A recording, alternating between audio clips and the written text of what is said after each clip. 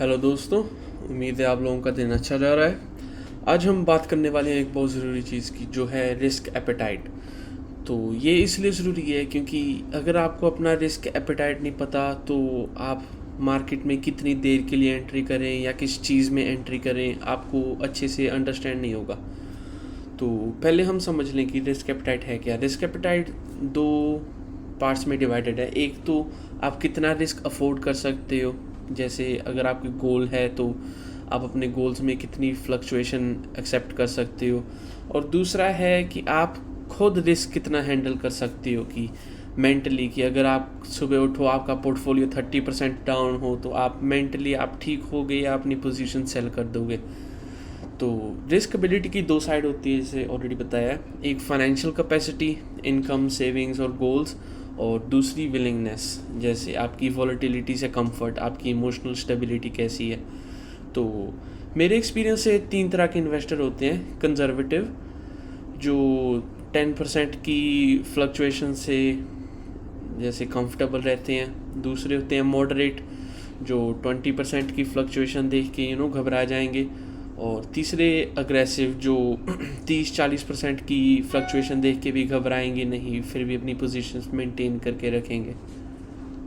तो अब हम चलते हैं थोड़ा डीप, कि अगर आप क्या जैसे भी इन्वेस्टर हो तो आपको कैसे टाइम फ्रेम की एंट्री करनी चाहिए, कैसी चीज़ में आपको इन्वेस्टमेंट करनी चाहिए।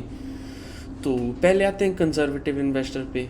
तो अगर आप कंजर्वेटिव इन्वेस्टर है, आपका मेन गोल है कैपिटल प्रोटेक्शन, क्योंकि आप वॉलेटिलिटी नहीं इतनी झेल सकते, तो आप अपने पोर्टफोलियो मोस्टली डेट सिक्योरिटीज़ में और हाइब्रिड फंड्स में बना के रखें, जिसमें आपको अच्छा खासा 1 से 3 साल का टाइम फ्रेम मिल सकता है। आप फॉर एग्जांपल इसमें इन्वेस्ट कर सकते हैं लिक्विड फंड्स में, बैलेंस्ड एडवांटेज फंड्स में, लेकिन इक्विटी में मत एंट्री करें, क्योंकि अगर आप इक्विटी में एंट्री करेंगे, पहले तो आपका टाइम फ्रेम कम है, दूसरा आप वॉलेटिलिटी नहीं झेल सकते, तो आप लॉस भी कर सकते हैं अपनी पोजीशन सस्ते में बेच के। तो अब हम चलते हैं मॉडरेट इन्वेस्टर पे। मॉडरेट इन्वेस्टर का गोल होता है एक बैलेंस्ड ग्रोथ और स्टेबिलिटी। तो आपको ग्रोथ भी करनी है अपनी इन्वेस्टमेंट्स की, और जो ग्रोथ करनी है वो स्टेबल तरीके से करनी है, बहुत फास्ट या वॉलेटाइल ग्रोथ नहीं।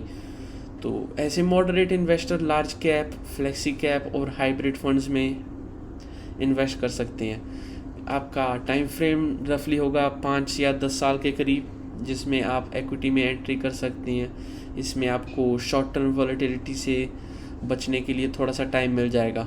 तो मॉडरेट इन्वेस्टर का फोकस होना चाहिए कि आपके पास थोड़ी सी इक्विटी एक्सपोजर हो और आप कंजर्वेटिव इन्वेस्टर से ज़्यादा वॉलेटिलिटी झेल सको।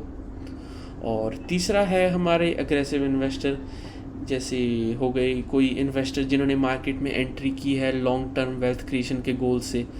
तो अगर आप ऐसे गोल से मार्केट में एंट्री कर रहे हैं तो आपकी प्रेफरेंस होनी चाहिए मिड कैप, स्मॉल कैप और वैल्यू फंड्स। ये इसलिए क्योंकि लार्ज कैप में नंबर 1 आपकी वेल्थ क्रिएट नहीं होगी, बहुत स्लो होगी। सेकंड ऑफ ऑल कि आपके पास बहुत सारा टाइम पड़ा है शॉर्ट टर्म वॉलेटिलिटी को राइड आउट करने के लिए। तो आप इन्वेस्टमेंट कर सकते हो जैसे small cap, mid cap equity में और वैल्यू फंड्स में। और जो एक अग्रेसिव इन्वेस्टर होता है उसका माइंडसेट ये होता है कि मार्केट में मेंटेन्ड पोजीशंस रखनी है, आपको एग्जिट नहीं करनी। 30-40% की भी वॉलेटिलिटी आपको देखने की मिल सकती है मार्केट क्रैश में, लेकिन आपको क्या करना है, आपको अपने पोर्टफोलियो मेंटेन रखना है। आप ये करने के लिए आप अपना थोड़ा सा पैसा जैसे कोई डेट सिक्योरिटीज़ में रख सकते हैं, 1-1.5 साल का खर्चा, ताकि अगर मार्केट भी ख़राब आ गई आप अपनी पोजीशंस बेचने की बजाय अपनी डेट सिक्योरिटी से खर्चा कर सकें और आपको अपने पोजीशन सस्ते में ना बेचनी पड़े। और अगर आपको अपना रिस्क टाइप आइडेंटिफाई करना है तो आप अपने आप को 2-3 सवाल पूछ सकते हो, जैसे कि आप लॉन्ग टर्म के लिए इन्वेस्टमेंट कर सकते हो या नहीं। उससे आपको थोड़ा सा आइडिया मिल जाएगा कि आप कंजर्वेटिव हो, मॉडरेट हो या अग्रेसिव हो। या how will I react if my portfolio drops 20%। जैसे अगर आप रात को सो और सुबह उठ के आपका 1 करोड़ का पोर्टफोलियो सिर्फ 80 लाख हो उसमें, तो आपका रिएक्शन कैसा होगा? आप अपनी पोजीशन सेल कर दोगे या आप पेशेंस बना के पोजीशंस मेंटेन करके रखोगे अपनी? और तीसरा है do I have a stable income and emergency fund. तो अगर आपको कोई भी डिसीजन लेना है, आपके पास स्टेबल इनकम होनी चाहिए और इमरजेंसी फ़ंड, जैसे बताया कि अगर मार्केट क्रैश हो जाए या मार्केट में ख़राब टाइम आ जाए, आपके पास 1-1.5 साल का खर्चा हो साइड पे, ताकि आपको अपनी अच्छी वैल्यूड पोजीशंस ना बेचनी पड़े। और जो आपका जवाब है उसके हिसाब से आपको अपना रिस्क लेवल पता चलेगा।